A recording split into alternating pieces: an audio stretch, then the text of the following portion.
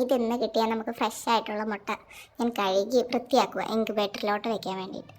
പിന്നെ നമ്മുടെ വിരിഞ്ഞ കുഞ്ഞുങ്ങളെയൊക്കെ എടുത്ത് വെച്ച് കുറച്ച് നേരം കളിച്ചു. നല്ല ഭംഗിയാണ് അവരോട് കളിക്കുമ്പോഴത്തേക്ക് സമയം പോകുന്നതേ അറിയത്തില്ല. അവരെ നിഷ്കളങ്കമായ നോട്ടവും ആ കുഞ്ഞി കുഞ്ഞി ശബ്ദവും ഒക്കെ കേൾക്കാൻ എന്ത് രസമാണ്.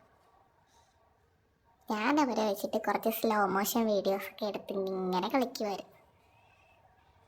എന്നിട്ട് ഞാനിങ്ങനെ ഊതിക്കൊടുത്തപ്പം ഒരു ചിറകൊക്കെ ഇങ്ങനെ പറക്കുന്നുണ്ടില്ലേ, എന്തൊരു രസമാണ്. അമ്പിളിക്കുട്ടിയാ തക്കാളിപ്പെണ്ണ. എന്നിട്ട് പിന്നെയും വിരിഞ്ഞ കുറച്ച് പേരും കൂടെ ഉണ്ട്, അവരെയും കൂടെ കാണിച്ചു തരാൻ. കണ്ടോ, കുറച്ച് താറാവും കുറച്ച് കോഴിയും. അവർ ദിവസങ്ങളുടെ വ്യത്യാസമുള്ളവരും ഉണ്ട് കേട്ടോ. ഇനി നമുക്ക് ഇൻക്യുബേറ്ററിൽ വെച്ച കുറച്ച് മുട്ട കാണാം, പല ഡേറ്റിനുള്ളതുണ്ട്. പിന്നെ ഇതാണ് നമ്മുടെ ബ്രൂഡിങ് സെക്ഷൻ.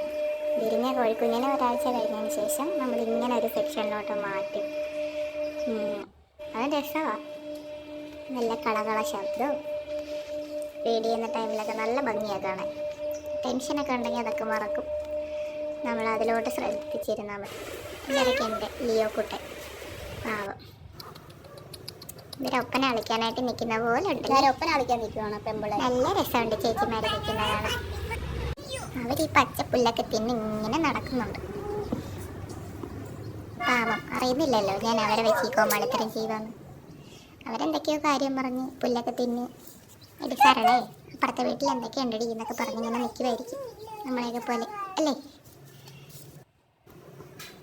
അതിൻ്റെ ഇടയ്ക്ക് ഒരാൾ സൂക്ഷ്മ പരിശോധനയില്ല, ഇതിൻ്റെ ഇടയ്ക്ക് എന്താ ഉള്ളത്, ഉറുമ്പാണ്. അതിൻ്റെ ഇടയ്ക്ക് കുട്ടികളും വന്നിട്ട് ചെറിയ ചെറിയ കോഴികൾ എടുത്ത് വെച്ച് കളിക്കാൻ തുടങ്ങി. ഒരാഴ്ച ആയതൊന്നും ചാട്ടവാ, വേണ്ട ഇറക്കി വിടും. ഇത് ഫസ്റ്റ് ബാച്ച്, ഒരാഴ്ച ഇന്നലെ വിരിഞ്ഞതുമായിട്ടുള്ള കുഞ്ഞിൻ്റെ വ്യത്യാസം.